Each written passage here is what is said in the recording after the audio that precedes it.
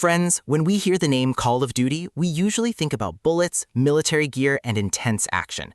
But today's movie is more than just action. It shows the deeper side of war, where people struggle between money and duty. The movie begins with a military writer's narration. He asks an important question: what is justice? Is justice only for the powerful?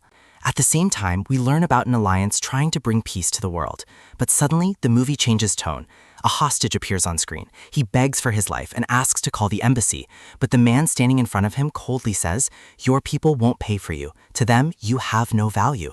That moment shows how cheap human life has become in this dangerous desert. Take a moment to notice the atmosphere here, the silence, the camera movement, and the tension.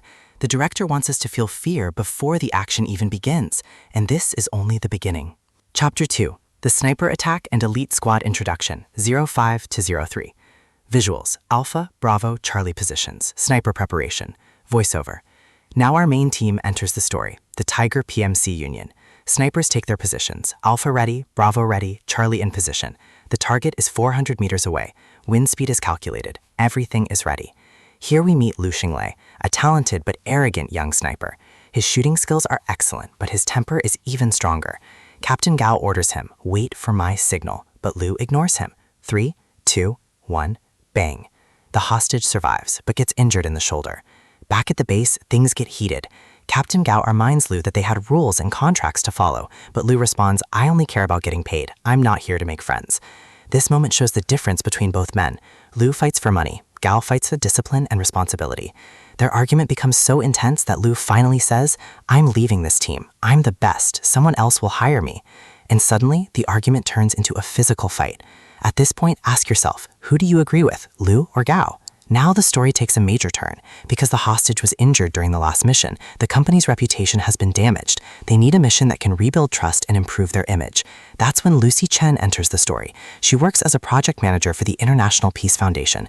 Lucy explains that the situation in the region has become much worse. A dangerous chemical weapon called Agent Orange is being used, leaving thousands of refugees sick and injured. Their mission is simple but dangerous: protect a truck traveling north. But this truck isn't carrying weapons. It carries food, seeds, and water purification supplies for innocent people. The problem? The route goes directly through gangster-controlled territory. Captain Gao accepts the mission. At the same time, Liu Xinglei wants to return to the team because he needs money. But Gao gives him one condition: you are no longer the sniper. You fight as a normal soldier and use only a P90. For an elite sniper, this feels like humiliation. But Liu accepts, not because he agrees, because he needs the job. Chapter 4. The Desert Journey and Conversations About War, 1830 to 2300. Visuals: truck crossing endless desert. Voiceover. The team begins moving across the desert, but this journey is more than travel. It becomes a conversation about life. Inside the truck, Liu asks Lucy, "You've spent 4 years in this place. Why?" Lucy calmly replies, "Instead of sitting at home, watching war on TV and pretending to care, I would rather come here and actually help people." That answer surprises Liu. Then Liu shares his darker view. He says war never ends. As long as humans exist, war will exist. His words sound cold, but they also feel painfully realistic. Then suddenly, a problem appears. The engine overheats. Water runs low.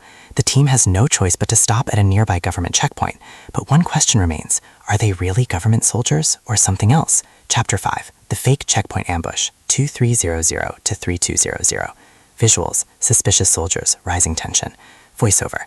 As soon as they stop at the checkpoint, Captain Gao notices something strange. The uniforms look correct, but the behavior doesn't. The soldiers seem nervous, and someone important is missing: Commander Gates, a man Gao knew personally. Then they discover the truth. Gates is dead. Instantly, guns are raised. Captain Gao says, "I will count to 3. Everyone lowers their weapons. 1, 2, 3. Gunfire explodes. Chaos begins. Bullets fly in every direction. Liu doesn't even have his sniper rifle, but he proves something important. A true sniper doesn't depend on the weapon. He depends on his mind. Using quick thinking and smart tactics, Liu destroys enemy backup vehicles. The team survives. But another truth appears. These are not government soldiers. They are gangsters pretending to be the military. And now, the mission becomes far more dangerous. If you've stayed with the story until now, this is where everything changes. After escaping the checkpoint attack, the team rests for the night. Near the campfire, Liu sits beside Captain Gao. For the first time, he doesn't act arrogant. Instead, he asks a real question: how do you stay calm during life and death moments? Captain Gao looks into the fire and says, "This fire is your heart." He explains, when people are young, emotions control them: anger, excitement, fear. But a sniper cannot follow emotions. A sniper must be calm, like water. Gao says, when war becomes difficult, don't depend on excitement, depend on endurance. Then Gao gives Lu an unusual exercise, thread and needle. At first, Lu thinks it's ridiculous, but Gao explains, small movements train patience. Patience creates focus, and focus saves lives. Slowly, Lu begins changing. For the first time, he stops seeing Gao as a boss and starts seeing him as a teacher. Chapter 7, The Ultimate Betrayal, 4000 to 5200. Visuals, destroyed village, silent attacks, emotional reveal. Voiceover. The team reaches a village destroyed by chemical attacks. People are suffering, children, families. Everything feels empty. Lucy can barely hold back tears, but danger is already close. Suddenly, silent gunshots. One team member falls, then another. Nobody knows where the attacks are coming from. And then, the truth appears. Victor and Gray, their own teammates, have betrayed them. They sold their loyalty. More money, new identities. That was enough. Captain Gao gets injured. The remaining team hides inside an empty building. Enemy forces surround them.